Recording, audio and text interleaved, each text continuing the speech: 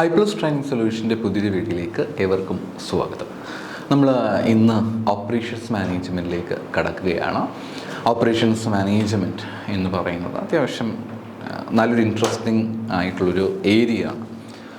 വലിയ ബുദ്ധിമുട്ടില്ല. നമ്മൾ FM ഒക്കെ കമ്പയർ ചെയ്യുമ്പോഴത്തേക്ക് ഇത് വളരെ എളുപ്പത്തിൽ നമുക്ക് പഠിച്ചെടുക്കാൻ പറ്റുന്ന ഒരു കാര്യമാണ്. വലിയ കോംപ്ലിക്കേഷൻസുമില്ല.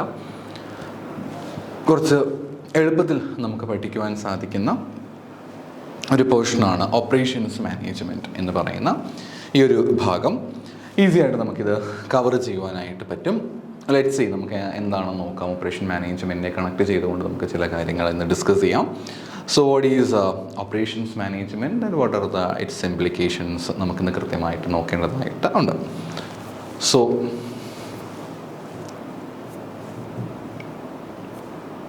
one second.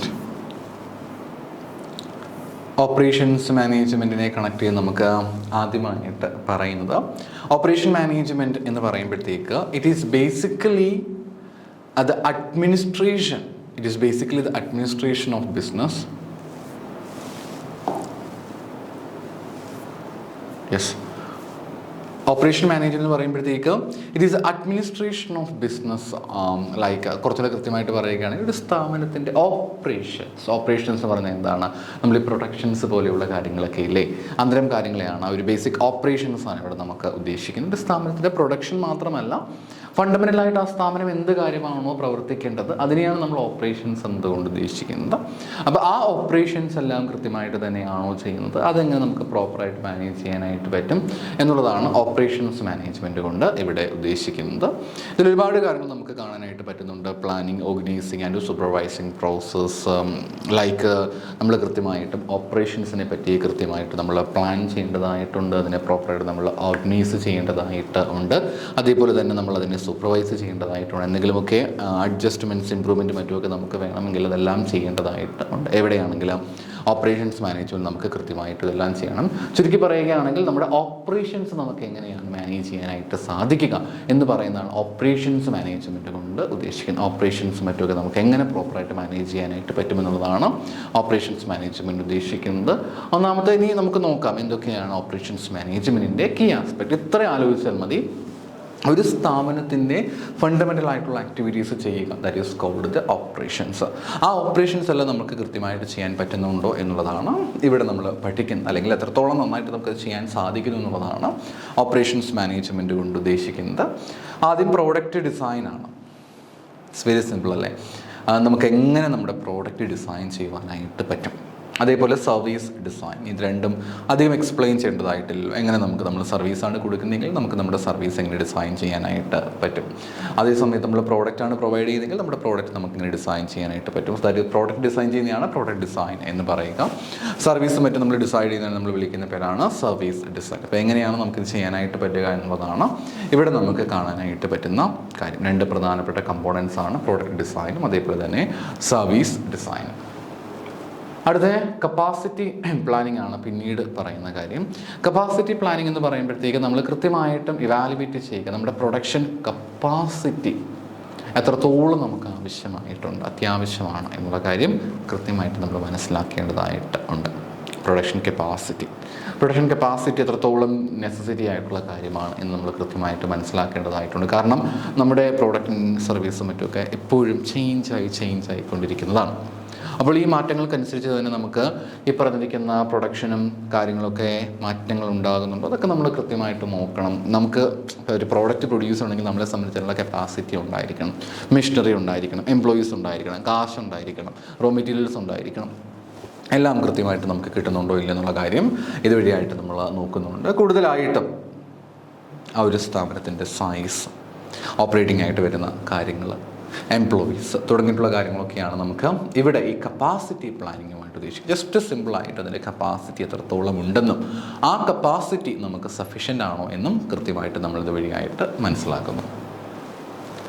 അടുത്ത സപ്ലൈ ചെയിൻ മാനേജ്മെൻ്റ് ആണ്. സപ്ലൈ ചെയിൻ മാനേജ്മെൻറ്റ് എന്ന് പറയുമ്പോഴത്തേക്ക് നമ്മുടെ സപ്ലയറുടെ കയ്യിൽ നിന്നും നമ്മുടെ കസ്റ്റമേഴ്സിലേക്ക് ഗുഡ്സ് ആൻഡ് സർവീസ് അല്ലെങ്കിൽ പ്രോഡക്റ്റ് മറ്റും എത്തുന്നുണ്ടോ ഇല്ലയോ തുടങ്ങിയ കാര്യങ്ങളാണ് നമുക്ക് എവിടെ കാണാൻ പറ്റുക, സപ്ലൈ ചെയിനിൽ നമുക്ക് കാണുവാനായിട്ട് പറ്റുക.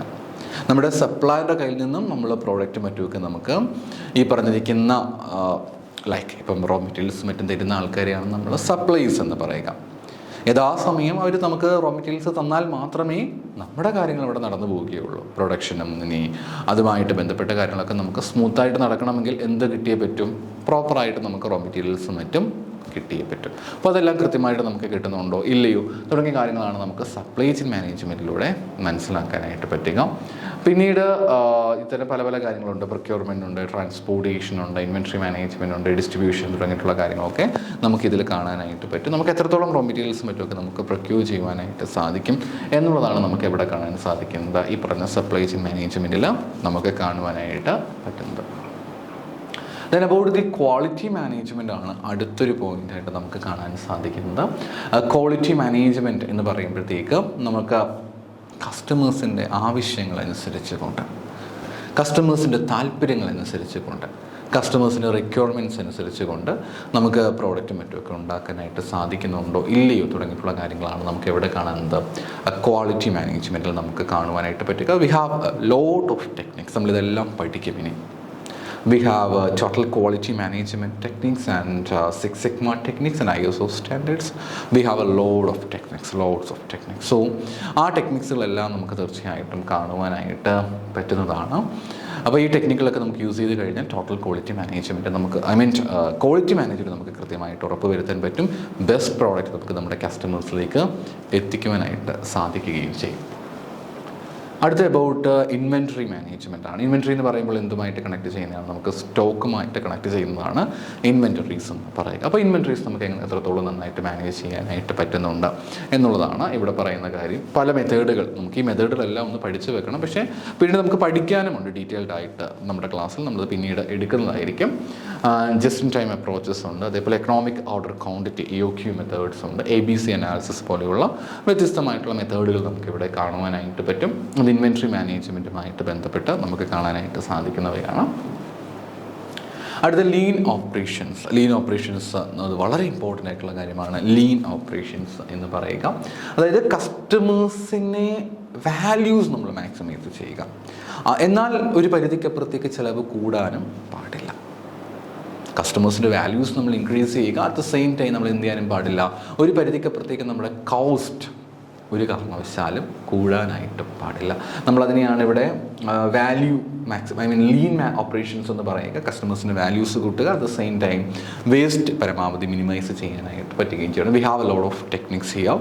ലൈക്ക് സ്ട്രീം മാപ്പിംഗ് ഉണ്ട്, 5S ടെക്നിക്സ് ഉണ്ട്, കൈസനൊക്കെ വളരെ ഇമ്പോർട്ടൻ്റ് ആണ്. കണ്ടിന്യൂസ് ഇമ്പ്രൂവ്മെൻറ്റ് ആ ഒരു കീവേഡ് തന്നെയാണ് ഏറ്റവും ഇമ്പോർട്ടൻ്റ് ആയിട്ട് വരുന്നത്. ഇത് തന്നെയാണ് പരീക്ഷകൾക്ക് ചോദിച്ച് കാണാറുള്ളത്. കണ്ടിന്യൂസ് ഇമ്പ്രൂവ്മെൻറ്റ് എന്ന് പറയുന്നത് ചുവടെ കൊടുത്തിരിക്കുന്ന ഏതുമായിട്ട് കണക്ട് ചെയ്യുന്നതാണ് കൈസനുമായിട്ട് നമുക്ക് കണക്ട് ചെയ്യുന്നതാണ് continuous improvement. So it's all are the part of lean operations. The purpose is to maximise the values while reducing the waste. That's a simple thing. Project മാനേജ്മെൻറ്റുമായിട്ട് ബന്ധപ്പെട്ട് വരുമ്പോഴത്തേക്ക് we have some other techniques like planning ഉണ്ട്, executing ഉണ്ട്, അതേപോലെ തന്നെ project മറ്റുമൊക്കെ ആയിട്ട് connect ചെയ്തുകൊണ്ട് നമുക്ക് കുറേ കാര്യങ്ങളുണ്ട്. ജസ്റ്റ് നമ്മുടെ പ്രോജക്റ്റ് എന്ന് പറയുമ്പോൾ ഒരു ബിൽഡിംഗ് കൺസ്ട്രക്ട് ചെയ്യുക, it's an example of A project. അതേപോലെ തന്നെ ലൈക്ക് ബിൽഡിംഗ് കൺസ്ട്രക്ട് ചെയ്യുന്ന ഒരു പ്രോജക്റ്റ് ഉദാഹരണമായിട്ട് നമുക്ക് പറയാൻ പറ്റും. അറ്റ് ദ സെയിം ടൈം നമുക്ക് പിന്നീട് ഒരു ഉദാഹരണമായിട്ട് പറയാൻ സാധിക്കുന്നത് ഒരു ബ്രിഡ്ജ് കൺസ്ട്രക്ട് ചെയ്യുക, അതൊരു പ്രോജക്റ്റിന് എക്സാമ്പിളായിട്ട് നമുക്ക് പറയുവാനായിട്ട് സാധിക്കണം. We have some other example. So അതാണ് പ്രോജക്റ്റ്. അപ്പം നമുക്ക് എങ്ങനെ ഈ പ്രോജക്റ്റ് മാനേജ് ചെയ്യാനായിട്ട് പറ്റുമെന്നുള്ളതാണ് പ്രോജക്റ്റ് മാനേജ്മെൻറ്റ് കൊണ്ട് ഉദ്ദേശിക്കുന്നത്. We have some techniques and tools like Gantt ചാർട്ടുകളുണ്ട്, അതേപോലെ ക്രിട്ടിക്കൽ പാത്ത് മെത്തേഡുകൾ നമുക്കുണ്ട്, അതേപോലെ PERT program evaluation and review technique പോലെയുള്ള PERT ടെക്നിക്സ് ഒക്കെ നമുക്കിതിൽ കണക്ട് ചെയ്യുവാനായിട്ട് പറ്റുന്നതാണ്. ഇതിനെ കണക്ട് ചെയ്ത് പറയുന്നതാണ് പ്രോജക്റ്റ് മാനേജ്മെൻറ്റുമായിട്ട് ബന്ധപ്പെട്ട് നമുക്ക് കാണാനായിട്ട് സാധിക്കുന്ന ടെക്നിക്കുകളാണ്. പിന്നെ ഉള്ളത് ഷെഡ്യൂളിംഗ് ആണ്. ഷെഡ്യൂളിംഗ് എന്ന് പറയുമ്പോഴത്തേക്ക് allocating resources and arranging task to optimise the production efficiency. അതായത് നമുക്ക് എങ്ങനെ കാര്യങ്ങൾ എഫിഷ്യൻ്റായിട്ട് നമുക്ക് കാര്യങ്ങൾ ചെയ്യാനായിട്ട് പറ്റും, നമ്മുടെ പ്രൊഡക്ഷനുമായിട്ട് ബന്ധപ്പെട്ട് നമുക്ക് ഏത് രീതിയിൽ നമുക്ക് കാര്യങ്ങൾ ഷെഡ്യൂൾ ചെയ്യുവാനായിട്ട് പറ്റും. അതേ we have some other techniques. നമുക്ക് എങ്ങനെ ഓരോ കാര്യങ്ങളും ഷെഡ്യൂൾ ചെയ്യാൻ സാധിക്കും എന്നുള്ളത് നമുക്കിവിടെ കാണുവാനായിട്ട് പറ്റും. മാസ്റ്റർ പ്രൊഡക്ഷൻ ഷെഡ്യൂളിംഗ് ഉണ്ട്, അതേപോലെ മെറ്റീരിയൽ റിക്വയർമെൻറ്റ്സ് പ്ലാനിങ് പോലെയുള്ള കാര്യങ്ങൾ നമ്മൾ യൂസ് ചെയ്യുവാണെങ്കിൽ കുറച്ചും കൂടെ ബെറ്ററായിട്ട് നമുക്ക് എന്ത് ചെയ്യാൻ സാധിക്കും, എല്ലാ കാര്യങ്ങളും ഒന്ന് ടൈം ഷെഡ്യൂൾ ചെയ്ത് നമുക്ക് മാനേജ് ചെയ്യുവാനായിട്ട് വളരെയധികം എളുപ്പമായിരിക്കും. അടുത്തതാണ് മെയിൻ്റനൻസ് മാനേജ്മെൻറ്റ്. നമ്മുടെ മെഷീനറിയൊക്കെ ഉപയോഗിച്ചിട്ടല്ലേ നമ്മൾ ഓപ്പറേഷൻസും മറ്റ് കാര്യങ്ങളൊക്കെ ചെയ്യുന്നത്. അപ്പോൾ നമ്മുടെ മെഷീനറീസ് എല്ലാം പ്രോപ്പറായിട്ട് നമ്മൾ കൃത്യമായിട്ട് മെയിൻറ്റെയിൻ ചെയ്ത് പോകേണ്ടത് വളരെ അത്യാവശ്യമായിട്ടുള്ള കാര്യം തന്നെയാണ്. അപ്പോൾ അത് എങ്ങനെയാണ് നമുക്ക് അതിനെന്തൊക്കെ എന്തൊക്കെ കാര്യങ്ങൾ നമുക്ക് ചെയ്യാനായിട്ട് പറ്റും എന്നുള്ളതാണ്. ലൈക്ക് പ്രിവെൻറ്റീവ് മെയിൻ്റനൻസ് ഉണ്ട്, പ്രിഡിക്റ്റീവ് മെയിൻ്റനൻസ് ഉണ്ട്, ടോട്ടൽ പ്രൊഡക്റ്റീവ് മെയിൻ്റനൻസ് പോലെയുള്ള പല ടൂൾസ് നമുക്ക് യൂസ് ചെയ്യാനായിട്ട് സാധിക്കും. പ്രിവെൻറ്റീവ്, പ്രൊഡക്റ്റീവ്, അതേപോലെ ടോട്ടൽ പ്രൊഡക്റ്റീവ് മെയിൻ്റനൻസ് പോലെയുള്ള നമുക്ക് എങ്ങനെ ഇത് മെയിൻറ്റെയിൻ ചെയ്ത് പോകുവാൻ സാധിക്കും എന്നുള്ളതാണ് ഇവിടെ കാണാനായിട്ട് പറ്റുന്നത്. Then about the importance of operations management ഇമ്പോർട്ടൻസിലേക്ക് നമുക്ക് കടക്കാം.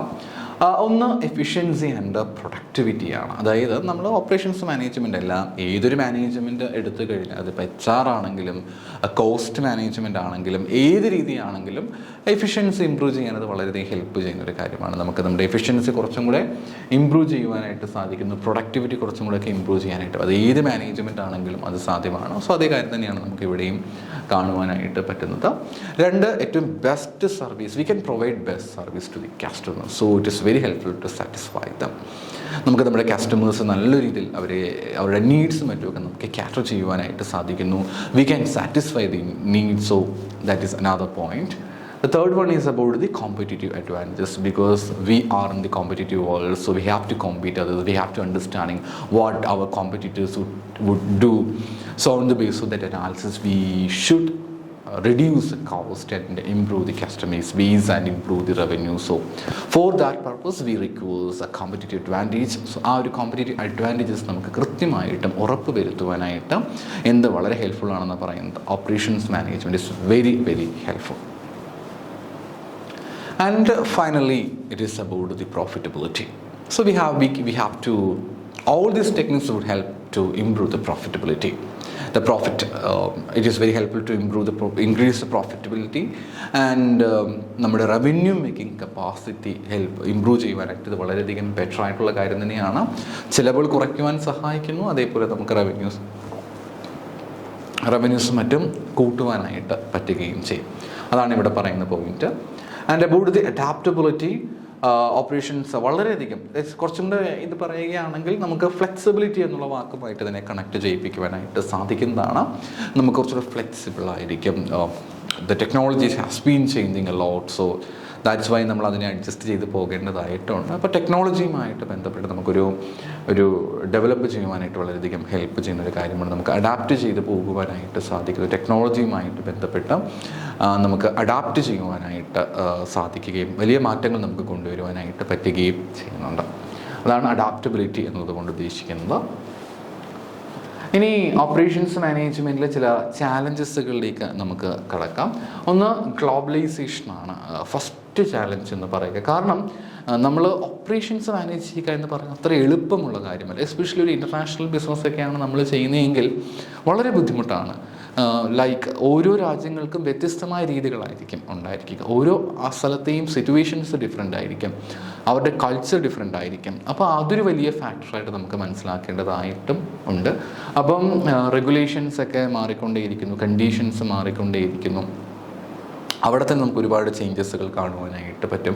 അപ്പം ഒരു ഗ്ലോബലൈസേഷൻ ഓർ ഗ്ലോബൽ വേൾഡിലേക്ക് നമ്മൾ മാറുമ്പോഴത്തേക്കും it's too difficult to manage it. Especially the conditions.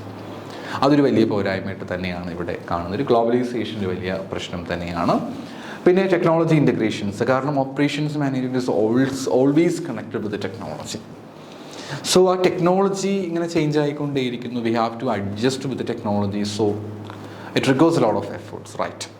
അപ്പോൾ ആ ഒരു കാര്യവും മറ്റൊരു ബുദ്ധിമുട്ട് തന്നെയാണ്. We have to integrate the technology with our self. So that's a very difficult task for all of us too. അതൊരു വലിയ ബുദ്ധിമുട്ടായിട്ട് മാറാറും ഉണ്ട്. അതാണ് ടെക്നോളജി ഇൻ്റഗ്രേഷന് മറ്റൊരു പോരായ്മയായിട്ട് പറയുന്നുണ്ട്. സസ്റ്റൈനബിലിറ്റി ആണ്. കുറച്ചും കൂടെ നമ്മുടെ ലാഭം കൂട്ടുകയും വേണം, അതേപോലെ അറ്റ് ദ സെയിം ടൈം നമുക്ക് എന്തും ആവശ്യമായിട്ട് വരുന്നുണ്ട്. നമ്മുടെ സസ്റ്റൈനബിലിറ്റി എൻവയോൺമെൻറ്റിനൊന്നും ഹാനികരമാകാത്ത രീതിയിൽ ലാഭം ഉണ്ടാക്കിയെടുക്കാൻ നമ്മൾ ശ്രമിക്കേണ്ടതായിട്ടുണ്ട്. സോ അതൊരു വലിയ ലിമിറ്റേഷനല്ല, ഇറ്റ്സ് എ ചാലഞ്ചിങ്. ലാഭം ഉണ്ടാക്കിയെടുക്കുകയും ചെയ്യണം, എൻവയോൺമെൻറ്റ് പ്രോബ്ലംസ് ഉണ്ടാകാനും പാടില്ല എന്ന് പറയുമ്പോഴത്തേക്ക് ഡെഫിനറ്റ്ലി ഇതൊരു ചാലഞ്ചിങ് ടാസ്ക് തന്നെ ആണ്. പിന്നെ ഉള്ളതാണ് റിസ്ക് മാനേജ്മെൻറ്റ്. റിസ്ക്കുകൾ നമുക്ക് ഒരിക്കലും ഒഴിവാക്കാൻ പറ്റാത്തൊരു കാര്യമാണ് റിസ്ക് എന്ന് പറയുന്നത്. നമുക്കൊരിക്കലും ഒഴിവാക്കാൻ പറ്റില്ല, വന്നുകൊണ്ടേയിരിക്കും റിസ്ക് ഒന്നും ഒരിക്കലും നമുക്ക് മാറ്റാൻ സാധിക്കുന്ന കാര്യമല്ല. സോ റിസ്ക് ഒരു വലിയ ഇമ്പോർട്ടൻ്റ് ഫാക്ടർ കൂടിയാണ്. സോ റിസ്ക് മാനേജ് ചെയ്യുക എന്ന് പറയുന്നത് it's A very difficult thing. അപ്പോൾ അതൊരു മറ്റൊരു പോയിൻ്റായിട്ടാണ് ഇവിടെ പറയുന്നത്. നമുക്ക് റിസ്ക് മിറ്റിഗേറ്റ് ചെയ്യേണ്ടതായിട്ടുണ്ട്. ഒരെണ്ണം ഒഴിവാക്കി മുന്നോട്ട് വരുമ്പോഴത്തേക്ക് അടുത്ത എന്തായാലും വന്നവിടെ നിൽപ്പുണ്ടായിരിക്കും. അപ്പോൾ ഓരോ തവണയും റിസ്ക് മാറ്റി കൊണ്ടുപോവുക എന്ന് പറയുന്നത് കുറച്ച് ചാലഞ്ചിങ് ആസ്പെക്റ്റായിട്ട് തന്നെയാണ് കാണാൻ പറ്റുക. ഓപ്പറേഷൻസ് മാനേജ്മെൻറ്റ് ഫങ്ഷൻസിലേക്ക് നമുക്ക് കടക്കാം. ഒരുപാട് ഫങ്ഷൻസ് ഓപ്പറേഷൻസ് മാനേജ്മെൻറ്റ് ചെയ്യുന്നുണ്ട്. അതിൽ കുറച്ച് ഫങ്ഷൻസിനെ പറ്റി നമ്മൾ നോക്കുകയാണെങ്കിൽ ഒന്നാമത്തെയാണ് പ്ലാനിങ് എന്ന് പറയുന്നത്. പ്ലാനിങ് ആണ് ആദ്യത്തെ ഫങ്ഷൻ. പ്ലാനിങ് ഏതൊരു മാനേജ്മെൻറ്റിലും ഉള്ളതുപോലെ തന്നെയാണ് ഇവിടെയും നമുക്ക് കാണാനായിട്ട് സാധിക്കുന്നത്. പ്ലാനിങ് ഒന്നാമത്തെ ഫങ്ഷനായിട്ട് പറയാൻ സാധിക്കുന്നുണ്ട്. പ്ലാനിങ്ങിൽ തന്നെ നമുക്ക് ആദ്യമായിട്ട് കാണാൻ സാധിക്കുന്നതാണ് ഫോർകാസ്റ്റിംഗ് എന്ന് പറയുന്ന കാര്യം. ഫോർകാസ്റ്റ് ചെയ്യുക എന്ന് പറഞ്ഞു കഴിഞ്ഞാൽ ഭാവിയിലുള്ള ഒരു കാര്യത്തെ നമ്മൾ മുൻകൂറായിട്ട് മനസ്സിൽ കൊണ്ടുവരാൻ ശ്രമിക്കുകയാണ്. ലൈക്ക് നമ്മൾ വെതർ ഫോർകാസ്റ്റ് ചെയ്യുമെന്ന് പറയത്തില്ല, നമ്മുടെ കാലാവസ്ഥ നമ്മൾ കൃത്യമായിട്ടും പ്രവചിക്കുവാൻ ശ്രമിക്കുന്നുണ്ട്. അതൊരു ഫോർകാസ്റ്റിംഗ് ഉദാഹരണമായിട്ട് പറയുന്നതാണ്. അതുപോലെ നമുക്ക് ഡിഫറെൻറ്റ് ടൈപ്പ് ഓഫ് ഫോർകാസ്റ്റിംഗ് നമുക്ക് കാണുവാനായിട്ട് സാധിക്കും. നമ്മുടെ ഫ്യൂച്ചറിനെ നമ്മൾ കൃത്യമായിട്ട് പ്രെഡിക്റ്റ് ചെയ്യുവാനായിട്ട് ശ്രമിക്കുന്നത് നമ്മൾ വിളിക്കുന്ന പേരാണ് ഫോർകാസ്റ്റ് ചെയ്യുക എന്ന് പറയുക.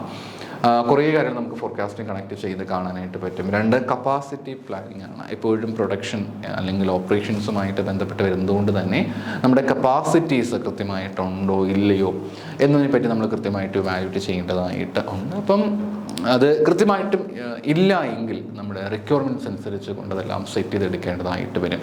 അപ്പോൾ ആ ഒരു രീതിയിൽ നമുക്ക് കപ്പാസിറ്റി പ്ലാനിങ് മറ്റൊരു പ്രധാനപ്പെട്ട ഫാക്ടറായിട്ട് പറയുന്നുണ്ട്. ഒന്ന് പ്ലാൻ ചെയ്യുക, that's a simple thing. Schedule ചെയ്യുക. എല്ലാ കാര്യത്തിനും ഒരു ഷെഡ്യൂൾ ഉണ്ടായിരിക്കണം. കാരണം ഓരോ കാര്യവും നമ്മൾ ചെയ്ത് വരുമ്പോഴത്തേക്ക് എല്ലാത്തിനും ഒരു പർട്ടിക്കുലർ ഷെഡ്യൂൾ ഉണ്ടെങ്കിൽ ആ ഡെഡ് ലൈൻ വെച്ചുകൊണ്ട് നമുക്ക് കാര്യങ്ങൾ പൂർത്തിയാക്കുവാനായിട്ട് പറ്റും. സോ അത് വളരെയധികം ഹെൽപ്പ് ചെയ്യുന്നൊരു കാര്യമാണ്. അപ്പോൾ അതൊന്ന് പ്ലാൻ ചെയ്തെടുക്കേണ്ടതായിട്ട് വരും. അത് ഏതിൻ്റെ പാർട്ടായിട്ടാണ് പറയുന്നത്? ഓപ്പറേഷൻസ് മാനേജ്മെൻറ്റിൻ്റെ പാർട്ടായിട്ട് പറയുന്നവയാണ്. പിന്നെ അടുത്തയാണ് ഓർഗനൈസിങ്.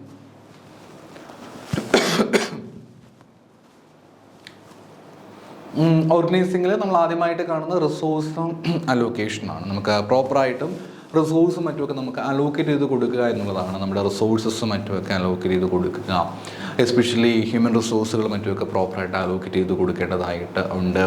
മെറ്റീരിയൽസ് മറ്റുമൊക്കെ നമുക്ക് പ്രോപ്പറായിട്ട് അലോക്കേറ്റ് ചെയ്ത് കൊടുക്കേണ്ടതായിട്ടുണ്ട്. മെഷീനറീസ് പോലെയുള്ള കാര്യങ്ങൾ, ഇങ്ങനെയുള്ള പല കാര്യങ്ങളും നമ്മൾ കൃത്യമായിട്ടും പ്രോപ്പറായിട്ടും അലോക്കേറ്റ് ചെയ്ത് കൊടുക്കേണ്ടതായിട്ടുണ്ട്. സോ അതാണ് ആദ്യമായിട്ട് പറയുന്നത്. പ്രോപ്പറായിട്ട് നമ്മൾ എന്ത് ചെയ്യുക? റിസോഴ്സും മറ്റുമൊക്കെ നമ്മൾ കൃത്യമായിട്ടും അലോക്കേറ്റ് ചെയ്ത് കൊടുക്കുക. അടുത്ത രണ്ടാമതായിട്ട് വർക്ക് ഫ്ലോ ഡിസൈനാണ്. നമ്മൾ എങ്ങനെയാണ് ആ കാര്യങ്ങൾ ചെയ്യേണ്ടത്? സ്മൂത്തായിട്ടൊരു കാര്യം ചെയ്യണമെങ്കിൽ we have to plan the workflow. ആ ഒരു വർക്ക് ഫ്ലോ എങ്ങനെയാണെന്നുള്ളതാണ് നമുക്കിവിടെ വർക്ക് ഫ്ലോ ഡിസൈനിൽ കാണുവാനായിട്ട് പറ്റുന്നത്. പിന്നെ സപ്ലൈ ചെയിൻ കോർഡിനേഷനാണ് മറ്റൊരു പോയിന്റ് എന്ന് പറയുന്നത്. നമ്മുടെ സപ്ലൈസുമായിട്ടും ഡിസ്ട്രിബ്യൂട്ടേഴ്സുമായിട്ടൊക്കെ ബന്ധപ്പെട്ടുകൊണ്ട് മറ്റ് പാർട്ട്നേഴ്സുമായിട്ടൊക്കെ ബന്ധപ്പെട്ടുകൊണ്ട് പ്രോപ്പറായിട്ട് നമ്മൾ കാര്യങ്ങളെല്ലാം കൃത്യമായിട്ട് കോർഡിനേറ്റ് ചെയ്യേണ്ടതായിട്ട് വരും. എസ്പെഷ്യലി നമ്മുടെ റോ മെറ്റീരിയൽസ് മറ്റുമൊക്കെ തരുന്ന നമ്മുടെ സപ്ലൈസ് വളരെ പ്രധാനപ്പെട്ട ആൾക്കാരാണ്. അവരുമായിട്ട് കൃത്യമായിട്ടൊന്ന് സംസാരിച്ച് ഡിസ്കസ് ചെയ്ത് കാര്യങ്ങൾ ചെയ്യാത്ത പക്ഷം നമുക്ക് പ്രൊഡക്ഷനും മറ്റുമൊക്കെ പ്ലാൻ ചെയ്യുമ്പോൾ വളരെ ബുദ്ധിമുട്ടുണ്ടാകും. അതുകൊണ്ട് സപ്ലൈ ചെയിൻ നമ്മൾ കൃത്യമായിട്ടും പ്ലാൻ ചെയ്യേണ്ടതായിട്ട് ഉണ്ട്.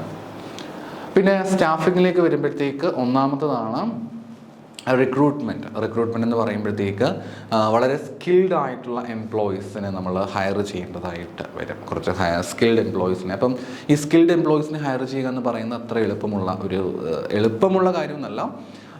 ഒരുപാട് എമൗണ്ട് നമുക്ക് ആവശ്യമായിട്ട് വരുന്ന ഒന്നാണ് ഈ പറഞ്ഞ എംപ്ലോയീസിനെ ഹയർ ചെയ്യുക എന്ന് പറയുന്നത്. എസ്പെഷ്യലി സ്കിൽഡ് എംപ്ലോയീസ് മറ്റുമൊക്കെ ആണെങ്കിൽ പറയുകയും വേണ്ട, നല്ല രീതിയിൽ കാശ് ചിലവാകുന്ന പരിപാടിയാണ്.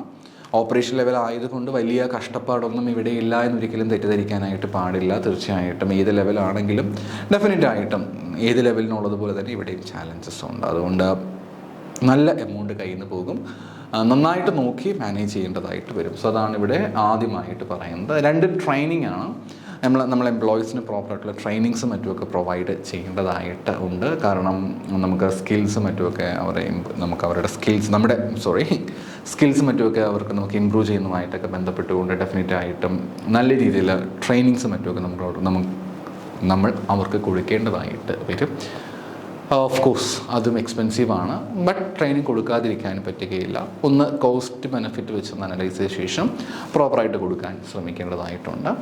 അടുത്ത പെർഫോമൻസ് മാനേജ്മെൻ്റ് ആണ്. ഈ എംപ്ലോയീസൊക്കെ ഇത്രയും കൊടുത്തിട്ട് അവർ പെർഫോം ചെയ്യുന്നുണ്ടോ എന്നുള്ള കാര്യം നോക്കേണ്ടതായിട്ടില്ലേ, അത് കൃത്യമായിട്ട് ഇവാലുവേറ്റ് ചെയ്യേണ്ടതായിട്ട് വരും. സോ അതാണ് ഈ പെർഫോമൻസ് മാനേജ്മെൻറ്റിൽ നമുക്ക് കാണുവാനായിട്ട് പറയുന്ന കാര്യം. പിന്നെ ഡയറക്റ്റിംഗ്, ഇതൊക്കെ ശരിക്കും പറഞ്ഞു കഴിഞ്ഞാൽ നമ്മുടെ സാധാരണ മാനേജ്മെൻറ്റിൻ്റെ ഫംഗ്ഷൻ തന്നെയാണ് കേട്ടോ ഇവിടെയും പറഞ്ഞു വരുന്നത്. അടുത്തത് ഡയറക്റ്റിങ്ങിൽ ഒന്നാമത്തെയാണ് ലീഡർഷിപ്പ്. ഈ ഭാഗത്ത് നിന്ന് ചോദ്യങ്ങളൊന്നും വന്ന് കണ്ടിട്ടില്ല എന്ന് കരുതി പഠിക്കാതിരിക്കരുത്, ചിലപ്പോൾ വന്നാൽ പറയാൻ പറ്റത്തില്ലല്ലോ. ലീഡർഷിപ്പാണ് ഡയറക്റ്റിംഗ്. ഈ പറഞ്ഞ 3 കാര്യങ്ങൾ നമ്മൾ മാനേജ്മെൻറ്റിൽ തന്നെ കാണുന്നതാണ്. ലീഡർഷിപ്പ്, കമ്മ്യൂണിക്കേഷൻ, ഡിസിഷൻ മേക്കിംഗ് പോലെയുള്ള കാര്യങ്ങൾ. ലീഡർഷിപ്പ് എന്ന് പറയുമ്പോഴത്തേക്ക് നമ്മൾ കൃത്യമായിട്ട് നമ്മുടെ എംപ്ലോയീസിനെ പ്രോപ്പറായിട്ട് മോട്ടിവേറ്റ് ചെയ്യുക, അവരെ നമ്മൾ കൃത്യമായിട്ട് ഗൈഡ് ചെയ്യുക, ദെൻ അതുവഴിയായിട്ട് നമ്മുടെ ഓർഗനൈസേഷന് ഗോളും മറ്റുമൊക്കെ അച്ചീവ് ചെയ്യാനായിട്ട് ശ്രമിക്കുക. അതാണ് നമുക്ക് എവിടെ കാണാൻ പറ്റുക, ലീഡർഷിപ്പിൽ നമുക്ക് കൃത്യമായിട്ടും കാണാനായിട്ട് സാധിക്കുന്നത്, ലീഡർഷിപ്പിൽ നമുക്ക് കാണുവാനായിട്ട് പറ്റുക.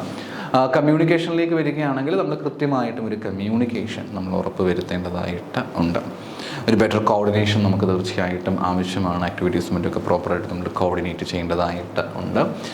ഇഷ്യൂസും മറ്റുമൊക്കെ ഉണ്ടാവുകയാണെങ്കിൽ അത്തരം ഇഷ്യൂസും മറ്റുമൊക്കെ നമ്മൾ റിസോൾവ് ചെയ്യണം. അത് വലിയൊരു ചാലഞ്ചിങ് ആണ്. ഇവർ തമ്മിൽ ഇപ്പോഴും എന്തെങ്കിലുമൊക്കെ പ്രശ്നം ഉണ്ടായിക്കൊണ്ടേയിരിക്കും. അപ്പോൾ ആ പ്രശ്നങ്ങളൊക്കെ സോൾവ് ചെയ്ത് മുന്നോട്ട് പോവുക എന്ന് പറയുന്നത് it's a challenging task, right? അപ്പോൾ അതെല്ലാം കൃത്യമായിട്ട് നമ്മൾ നോക്കേണ്ടതായിട്ട് വരും. സോ അതാണ് മറ്റൊരു കാര്യം. കമ്മ്യൂണിക്കേഷനിൽ നമ്മൾ ഇഷ്യൂസൊക്കെ ഉണ്ടാകുന്നത് സോൾവ് ചെയ്ത് പ്രോപ്പറായിട്ട് നമ്മൾ കാര്യങ്ങൾ മാനേജ് ചെയ്ത് പോകേണ്ടതായിട്ട് വരാറുണ്ട്. ഡിസിഷൻ മേക്കിംഗ്, നമുക്ക് തീരുമാനമെടുക്കാതിരിക്കാൻ പറ്റില്ലല്ലോ, എന്തായാലും എടുത്തേ പറ്റും. അത് പലതരത്തിൽ തീരുമാനമെടുക്കേണ്ടതായിട്ട് വരും. ടാക്ടിക്കൽ ഡിസിഷൻസ് എടുക്കേണ്ടി വരും, സംടൈംസ് നമുക്ക് സ്ട്രാറ്റജിക് ഡിസിഷൻസ് എടുക്കേണ്ടതായിട്ട് വരും. സോ നമ്മൾ അതിനെപ്പറ്റി ചിന്തിക്കുകയും ബെറ്റർ ഡിസിഷൻസ് എടുക്കേണ്ടതായിട്ടും വരാറുണ്ട്. അതാണ് ഡിസിഷൻ മേക്കിംഗ് എന്ന് പറയുക. പിന്നെ കൺട്രോളിങ്ങിലേക്ക് വരുമ്പോഴത്തേക്ക് ഒന്ന് ക്വാളിറ്റി കൺട്രോളാണ് ആദ്യമായിട്ട് പറയുന്ന പോയിന്റ്. ക്വാളിറ്റി കൺട്രോൾ നമ്മൾ കൃത്യമായിട്ടും പ്രോഡക്റ്റും മറ്റുമൊക്കെ അതിൻ്റെ ക്വാളിറ്റി ഡെഫിനറ്റായിട്ട് നമ്മൾ നോക്കേണ്ടതായിട്ട് ഉണ്ട്. അത് ലൈക്ക് ഒരു ക്വാളിറ്റി നമ്മൾ സെറ്റ് ചെയ്ത് വെച്ചിട്ടുണ്ടെങ്കിൽ ആ ക്വാളിറ്റിയിൽ തന്നെ നിൽക്കാനായിട്ട് ശ്രമിക്കണം. അതിൽ താഴോട്ട് പോകുന്ന പക്ഷം നമുക്ക് പിന്നീട് വലിയ ബുദ്ധിമുട്ടുകളൊക്കെ ഉണ്ടാകാൻ സാധ്യതയുണ്ട്. അപ്പം ആ ഒരു ക്വാളിറ്റി നമ്മൾ കൃത്യമായിട്ട് മെയിൻറ്റെയിൻ ചെയ്യുക. എസ്പെഷ്യലി പ്രോഡക്റ്റുമായിട്ട് ബന്ധപ്പെട്ടിട്ടാണെങ്കിലും സർവീസുമായിട്ട് ബന്ധപ്പെട്ടിട്ടാണെങ്കിലും ക്വാളിറ്റീസ് കൃത്യമായിട്ട് നമ്മൾ മേക്ക് ഷുവർ ചെയ്ത് പോകേണ്ടതായിട്ടുണ്ട്. ഇൻവെൻറ്ററി കൺട്രോൾ എന്ന് പറയുമ്പോഴത്തേക്ക് നമ്മൾ കൃത്യമായിട്ട് നമ്മുടെ സ്റ്റോക്ക് നമ്മൾ പ്രോപ്പറായിട്ട് മാനേജ് ചെയ്യേണ്ടതായിട്ട് വരാറുണ്ട്. നമുക്ക് കൃത്യമായിട്ടും കോസ്റ്റുമായിട്ടൊക്കെ ബാലൻസ് ചെയ്ത ശേഷം നമ്മുടെ സ്റ്റോക്കുകളെല്ലാം കൃത്യമായിട്ട് മാനേജ് ചെയ്ത് പോകേണ്ടതായിട്ടുണ്ട്. കസ്റ്റമർ ഡിമാൻഡിനനുസരിച്ച് കൊണ്ട് ഒരുപാട് അങ്ങ് പ്രോഡക്റ്റ് പ്രൊഡ്യൂസ് ചെയ്ത് വെച്ച് കഴിഞ്ഞാൽ ഓവർ സ്റ്റോക്കിങ്ങിലേക്ക് പോകും. എന്നാൽ ഒട്ടുമേ ഇല്ല എങ്കിൽ അണ്ടർ സ്റ്റോക്കിലേക്ക് പോവുകയും ചെയ്യും. ഒരു ബാലൻസ് ചെയ്ത് പോകേണ്ടത് നെസസിറ്റി ആയിട്ടുള്ള കാര്യമാണ്. അടുത്ത കോസ്റ്റ് കൺട്രോളാണ് പിന്നീട് പറയുന്ന കാര്യം. നമ്മൾ കോസ്റ്റ് പരമാവധി കുറയ്ക്കുവാനായിട്ട് ശ്രമിക്കേണ്ടതായിട്ട് ഉണ്ട്. ഓപ്പറേഷണൽ കോസ്റ്റ് നമുക്ക് കൃത്യമായിട്ടും കുറയ്ക്കേണ്ടതായിട്ട് ഉണ്ട്. ഒരുപാട് കോസ്റ്റായി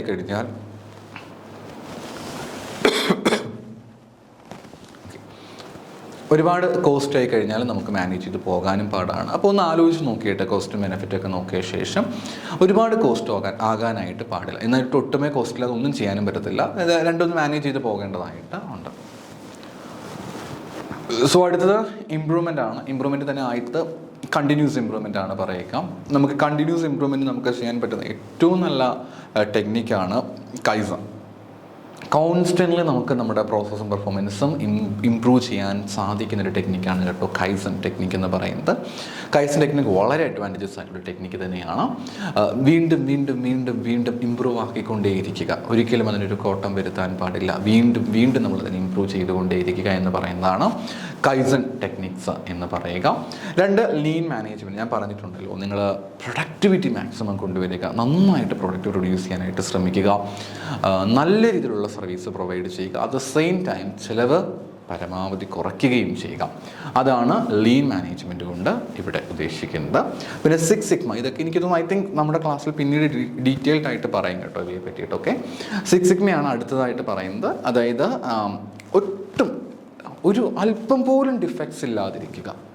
ഒരു 1000 പ്രോഡക്റ്റ് അല്ലെങ്കിൽ ഒരു 1,00,000 പ്രോഡക്റ്റ് ഉണ്ടാക്കുന്ന സമയത്ത് 1-2 പ്രോഡക്റ്റ് എഫക്റ്റ് ഉണ്ടെങ്കിൽ ഇറ്റ്സ് ഓക്കെ.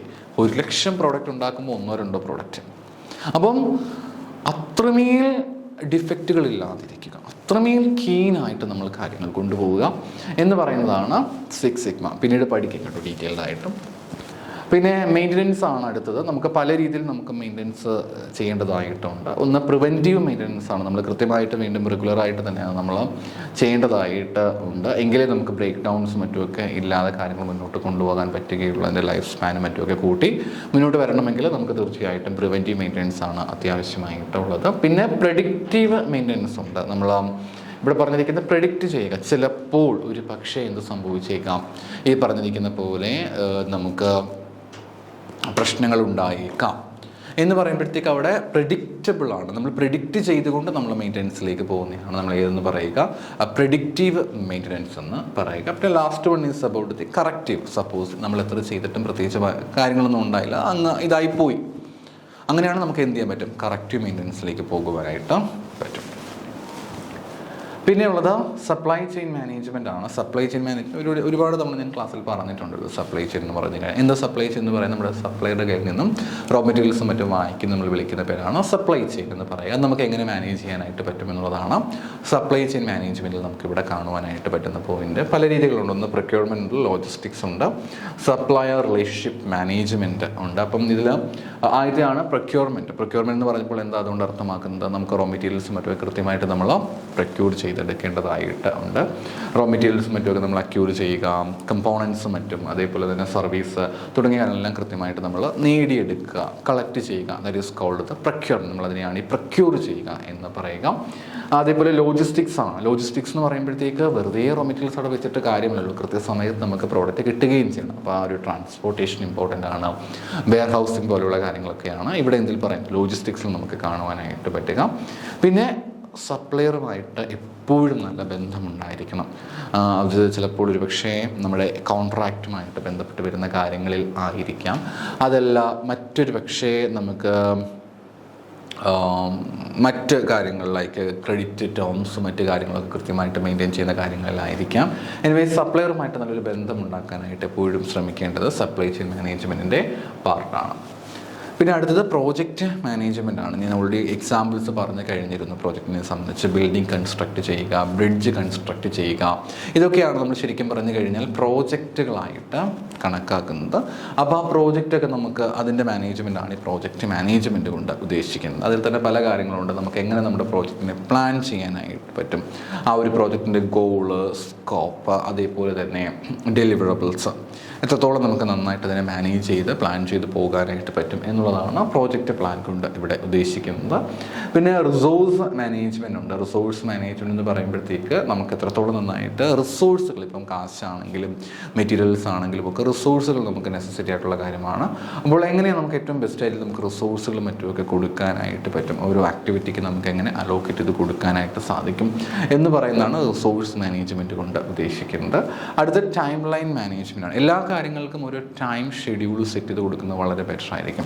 ഇത്ര സമയത്ത് നമ്മൾ ഈ ഒരു ആക്ടിവിറ്റി കംപ്ലീറ്റ് ചെയ്യുക, ആ ഒരു പീരീഡ് ഓഫ് ടൈമിനുള്ളിൽ നമ്മൾ കാര്യങ്ങൾ ചെയ്യുക എന്ന് പറഞ്ഞുകൊണ്ട് നമ്മൾ ഓരോന്നും സെറ്റ് ചെയ്ത് വെക്കുന്നത് വളരെയധികം ബെറ്റർ ആയിട്ടുള്ള കാര്യമാണ്. So that is about the time management അല്ലെങ്കിൽ ടൈം ലൈൻ മാനേജ്മെൻറ്റ് എന്ന് പറയുക. റിസ്ക് മാനേജ്മെൻറ്റിനകത്ത് ഒന്നാമത് വരുന്നതാണ് റിസ്ക് ഐഡൻറ്റിഫിക്കേഷൻ എന്ന് പറയുന്നത്. റിസ്ക് ഐഡൻറ്റിഫിക്കേഷൻ എന്ന് പറയുമ്പോഴത്തേക്ക് റിസ്ക്കുകൾ നമുക്ക് ഒരിക്കലും ഒഴിവാക്കാനായിട്ട് പറ്റുകയില്ല. തീർച്ചയായിട്ടും റിസ്ക്കുകൾ വന്നുകൊണ്ടേ ഇരിക്കും. അപ്പോൾ ആ വരുന്ന റിസ്ക്കുകൾ നമുക്ക് എങ്ങനെ ഐഡൻറ്റിഫൈ ചെയ്യാൻ പറ്റുമെന്നുള്ളതാണ് റിസ്ക് ഐഡൻറ്റിഫിക്കേഷൻ കൊണ്ട് കൃത്യമായിട്ടും പറയുന്നത്. റിസ്ക് മിറ്റിഗേഷൻ, നമ്മുടെ റിസ്ക്കുകൾ നമുക്ക് എങ്ങനെ മിനിമൈസ് ചെയ്യാനായിട്ട് പറ്റും, നമുക്ക് നമ്മുടെ റിസ്ക്കുകളേക്ക് നമുക്ക് എങ്ങനെ ഒഴിവാക്കുവാൻ, ഐഡൻറ്റിഫൈ ചെയ്തിരിക്കുന്ന റിസ്ക്കുകളെ പൂർണ്ണമായിട്ട് ഒഴിവാക്കാൻ പറ്റുകയില്ല എങ്കിലും നമുക്ക് മാക്സിമം അതെങ്ങനെ മാനേജ് ചെയ്യാനായിട്ട് സാധിക്കും എന്നുള്ളതാണ്.